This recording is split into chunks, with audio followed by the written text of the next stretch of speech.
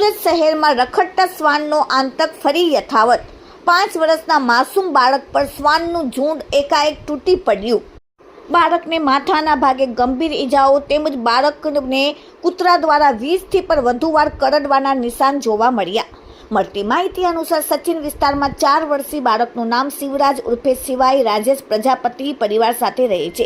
શિવાય તેના પિતા રાજેશ પ્રજાપતિ સાથે સચિન વિસ્તારમાં આવેલા ઇકો ડાયમંડ પાર્ક પાસે આવેલ કંપની નજીક ગયો હતો। કંપનીની બહારના ભાગમાં જ અચાનક 4 કે તેથી વધુ શ્વાનોના ટોળાઓ બાળક ઉપર હુમલો કરી દીધો। શ્વાનોએ બાળકને ફાડી નાખવાનો પ્રયાસ કર્યો અને તેનું આખું માથું ગંભીર રીતે ફાડી નાખ્યું। બાળકના શરીરના અન્ય ભાગો પર શ્વાનોએ બચકા ભર્યા, જેના કારણે તેના પૂરા શરીરમાં 50 થી વધુ ગંભીર ઈજાઓ પહોંચી છે। બાળક પર હુમલો થતાં આસપાસના લોકો દોડી આવ્યા છે અને મહા મહેનતે શ્વાનોને ચુંગાલમાંથી બાળકને છોડાવ્યો। લોહીલુહાણ હાલતમાં બાળકને તાત્કાલિક સારવાર માટે સિવિલ હોસ્પિટલમાં ખસેડવામાં આવ્યું। તબીબોના જણાવ્યા મુજબ બાળકનું માથું ગંભીર રીતે ઇજાગ્રસ્ત થયું હોવાથી તેની હાલત અત્યંત ગંભીર છે। આ બનાવને પગલે પરિવારમાં શોક અને માતમનો માહોલ છવાઈ ગયો છે।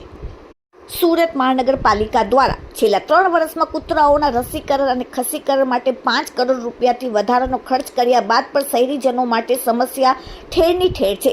દરરોજે પ્રાઇવેટ અને સરકારી હોસ્પિટલોમાં ડોગ બાઇટના કેસો નોંધાઈ રહ્યા છે, જેમાં નાના બાળકોથી લઈને વૃદ્ધો સહિતને કૂતરાના બચકા ભરી રહ્યા છે। ભલે પાલિકાએ કરોડો રૂપિયાનો ખર્ચ કર્યો હોય, પરંતુ કુલ મળીને સરવારે એવી જ પરિસ્થિતિ સર્જાઈ છે કે લોકોને રાહત મળી નથી। શહેરીજનો માટે સમસ્યારૂપ બની રહેલા રખડતા કૂતરાઓની સંખ્યા પર નિયંત્રણ માટે તેમના રસી અને ખસીકરણ પાછળ પાલિકાએ 2022 થી 2025 સુધીમાં 5 કરોડ રૂપિયાથી વધુ ખર્ચ્યા છે, પરંતુ દરરોજે મોટી સંખ્યામાં કૂતરાઓ લોકોને કરડી રહ્યા છે, જે ખૂબ જ મોટી ગંભીર સમસ્યા છે।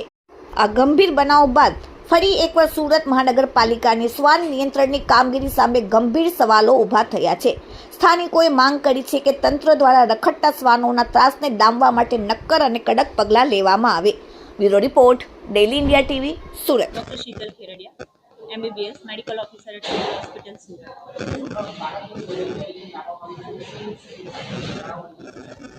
બાળક 7-8 વર્ષનું બાળક છે। એના પિતા એને લઈને આવેલા હતા। કંઈ સચિન GIDC પાસે ઇકો ડાયમંડ પાર્ક કરીને કંપની છે, ત્યાં બહાર 4-5 કૂતરાઓ એને ખેંચી લઈ ગયેલા હતા। બાઇટ કરેલું છે આખા શરીર પર। સૌથી વધારે ઈજા માથા પર છે, એ સિવાય બંને હાથ અને પગ તથા પાછળના ભાગે પણ ઘણી બધી ઈજાઓ છે। અત્યારે પ્રાથમિક સારવાર આપ્યા બાદ સર્જરીની સારવાર હેઠળ છે બાળક। ઓછામાં ઓછા 20 બાઇટ તો જોયા છે। અત્યારે માથામાં વાગેલું છે એટલે ગંભીર જ કહી શકાય, પણ સારવાર હેઠળ છે એટલે ઓબ્ઝર્વેશન પછી કહેવાશે। સારવારમાં ટિટનસનું ઇન્જેક્શન કસે લઈને આવેલા હતા અને એન્ટી રેબીઝ વેક્સિન અને ઇમ્યુનોગ્લોબ્યુલિન ઇન્જેક્શન સિવાય સર્જરીની જે કંઈ પણ સારવારની જરૂર હશે તે સારવાર ચાલુ છે। 4 થી 5 કૂતરાઓ હતા।